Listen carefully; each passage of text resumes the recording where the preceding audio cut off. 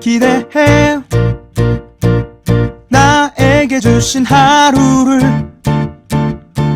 때론 피곤하고 일어나기 싫고 널 깨우는 알람 소리에 짜증도 나겠지만. 안녕하세요. 오늘도 부른 말씀 권순민 목사입니다. 쉬지 않고 나를 지키셨네. 오늘을 나에게 주셨네. 새 말씀 안에 주가 주신 사랑과 은혜와 능력.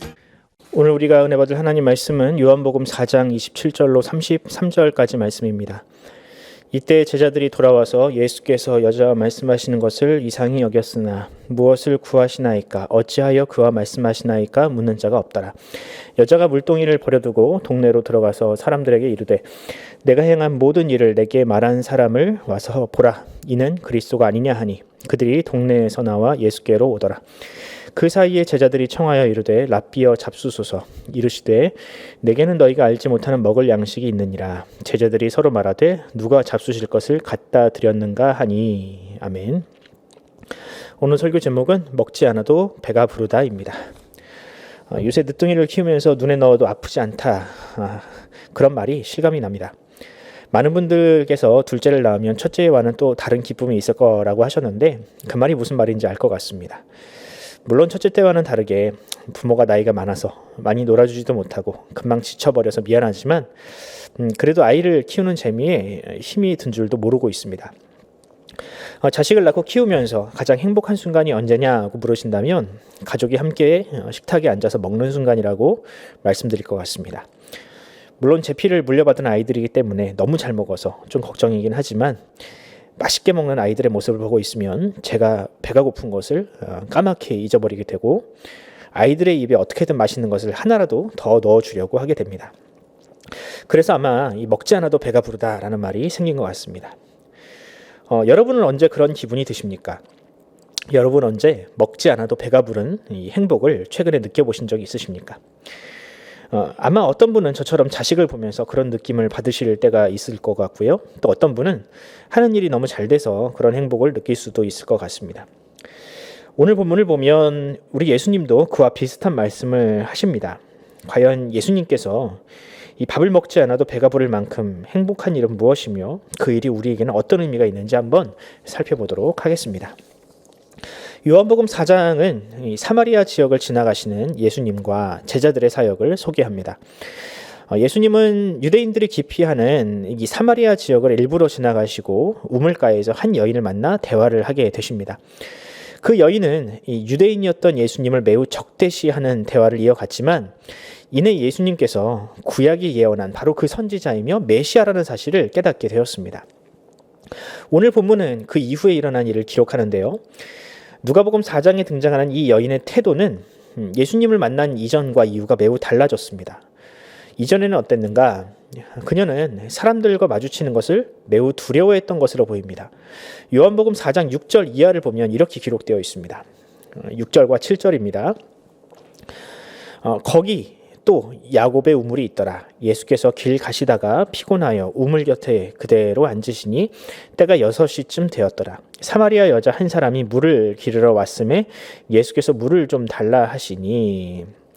유대인의 시간에서 6시는 우리에게는 정오와 같습니다. 이스라엘 사람들에게 정오는 뜨거운 태양을 피해서 집에서 쉬는 시간으로 사람들이 거의 돌아다니지 않는 시간입니다. 그런데 이 여인은 굳이 정오에 우물에 물을 기르러 나왔습니다. 이것이 과연 무엇을 의미하는가? 이는 그녀가 사람과의 만남을 매우 기피하고 있었다라는 이 단적인 증거입니다. 그녀는 자신이 이 우물에 그런데 그런 그녀가 예수님을 만난 이후에 행동이 굉장히 급진적으로 바뀝니다. 그녀는 자신이 우물에 온 목적도 잊어버리고 물동이를 버려두고 사람들을 찾아 나섭니다. 이전에는 사람들을 피하는 것이 그녀의 인생의 목적이었지만 이제는 물동이까지도 제쳐두고 사람들 속으로 들어갑니다. 그리고 이렇게 외치죠. 29절입니다. 내가 행한 모든 일을 내게 말한 사람을 와서 보라. 그는 그리스도가 아니냐 하니. 그녀는 자신이 그리스도를 보았다라고 소리칩니다. 그리고 사람들에게 자신이 만난 그 사람을 와서 보라고 자신 있게 외치죠. 여러분, 이게 얼마나 획기적인 변화입니까? 항상 의기소침해 있고 자신감이 없이 사람을 피해 다니던 그녀가 이토록 자신감이 넘칠 수 있었던 것이 과연 무엇 때문일까? 바로 예수님과의 만남, 그리스도의 만남이 그녀를 이렇게 바꾸어 놓았습니다. 요한복음에는 예수를 만난 많은 사람들에게서 이런 변화가 나타난다고 소개합니다. 요한복음 3장에 등장한 니고데모도 나중에는 예수님을 향하여 그분은 나의 스승이다, 나는 그의 제자다라고 자청을 하고 겸손하지만 용감하게도 예수님의 시체를 달라고 하죠. 또 요한복음 5장에 보면 38년 된 병자가 나옵니다. 그 역시 예수님을 만나기 이전에는 그저 사람들에게 도움을 구걸하던 인생이었지만 이후로는 사람들에게 당당하게 자신을 고쳐준 사람을 증거하면서 변론하는 그런 사람이 되었습니다. 무엇이 이들을 이렇게 변화시켰습니까? 왜 그들은 이렇게 다른 사람이 되었습니까? 바로 예수님을 만난 이후 그들은 변화되었습니다. 여러분, 그렇습니다. 사람은 처음에는 부모님, 어머니의 태로부터 태어나지만 영적으로 예수님을 만나야만 새로운 생명을 얻을 수 있습니다. 그런 의미에서 예수님은 우리에게 두 번째 생명을 주신 분이다라고 할 수 있겠죠. 그럼 우리에게 이 거듭남이라는 생명을 주신 예수님은 과연 그런 우리를 바라보며 어떤 생각을 하실까? 부모는 자식을 낳으면 정말 눈에 넣어도 아프지 않을 그런 기쁨의 존재로 바라보는데 예수님은 영적으로 낳은 우리를 어떤 식으로 바라보실까? 오늘 본문을 보면 예수님의 그 마음이 조금은 보입니다. 31절과 32절입니다. 그 사이에 제자들이 청하여 이르되 라삐어 잡수소서, 이르시되 내게는 너희가 알지 못하는 먹을 양식이 있느니라. 제자들이 서로 말하되 누가 잡수실 것을 갖다 드렸는가 하니. 아멘. 예수님은 자신을 만나 이전에 그 부끄러운 모습에서 완전히 탈피한 그 여인을 바라보시며 배고픔도 잊어버리셨습니다. 그리고 이제는 먹지 않아도 배가 부르다라고 하십니다. 예수님의 배고픔을 잊게 만든 것은 다름 아닌 하나님의 품으로 돌아온 잃어버린 영혼이었습니다.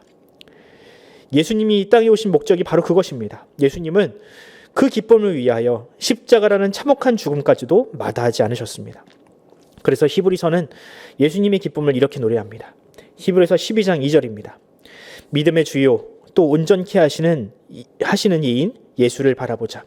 그는 그 앞에 있는 기쁨을 위하여 십자가를 참으사 부끄러움을 개의치 아니하시더니 하나님 보좌 우편에 앉으셨느니라. 아멘.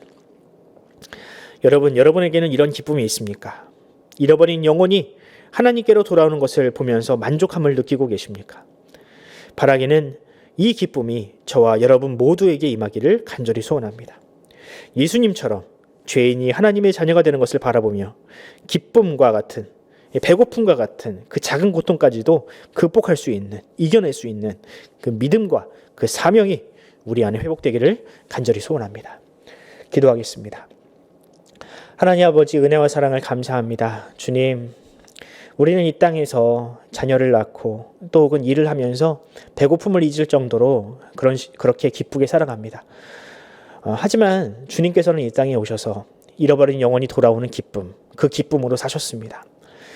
하나님, 우리에게도 그 기쁨을 경험하며 또 그 기쁨을 맛볼 수 있도록 주의 성령이 우리 안에 새로운 영을 부어주시옵소서. 주님께서 그 기쁨으로 십자가까지 참아내시는 그 삶을 사셨듯이 우리 역시도 마찬가지로 하나님의 기쁨, 하나님의 시선으로 이 세상을 바라보고 영혼을 돌이키고 구원하고 복음을 전하는 일에 우리의 삶을 하나님께 드리는 그런 주님 닮은 삶으로 우리가 변화되길 원합니다. 주여 우리를 사용하여 주시옵소서. 감사드리며 예수 그리스도의 이름으로 기도드립니다. 아멘. 사랑하는 성도 여러분, 많이 춥습니다. 여러분 감기 조심하시고요. 오늘 하루 살아가실 때에 하나님, 우리가 배고픔까지도 잊을 만큼 그런 큰 기쁨이 우리 삶 가운데 넘치기를 소원합니다. 우리의 하는 일에 주님께서 함께 하시고 특별히 우리를 통하여 하나님께서 일하시며 죄인들이 주님께로 돌아오는 그런 복된 일들이 많아지게 해달라고 우리가 함께 이 시간 기도하면서 오늘 하루를 시작하도록 하겠습니다. 함께 기도하겠습니다.